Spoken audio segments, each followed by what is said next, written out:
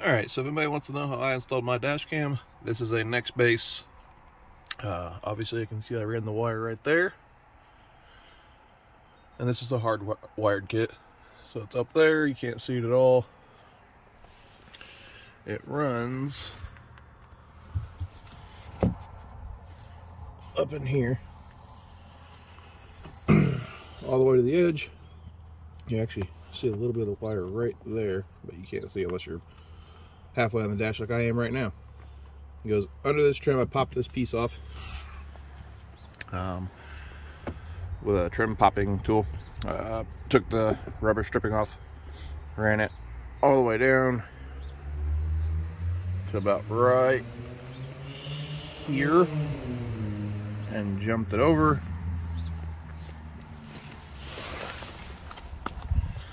Pardon the dirty floor mats. I've got weather techs coming in today, so I haven't cleaned them. You can see I tapped into right there, which is the cluster fuse. It's a 7.5 amp. It is slot number, doesn't say. It's the 1, 2, 3, 4, 5, 6 from the left. So you've got the factory 7.5 amp fuse on the backside, 5 amp fuse for the dash cam up there, and then under here, I don't know if you can see it or not,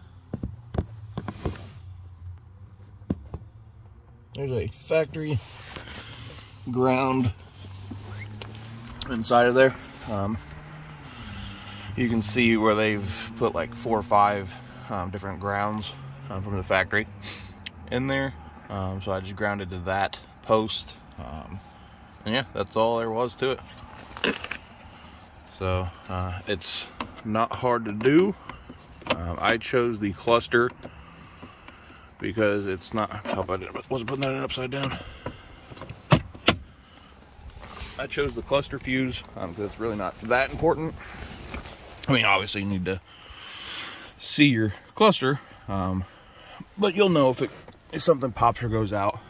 But if something were to happen, let's say like you hook it into your, I don't know, your ABS module, and your ABS needs to click on because it is winter right now, and if something goes wrong, then you can get into a serious wreck. But if your cluster dies, you'll know that right away.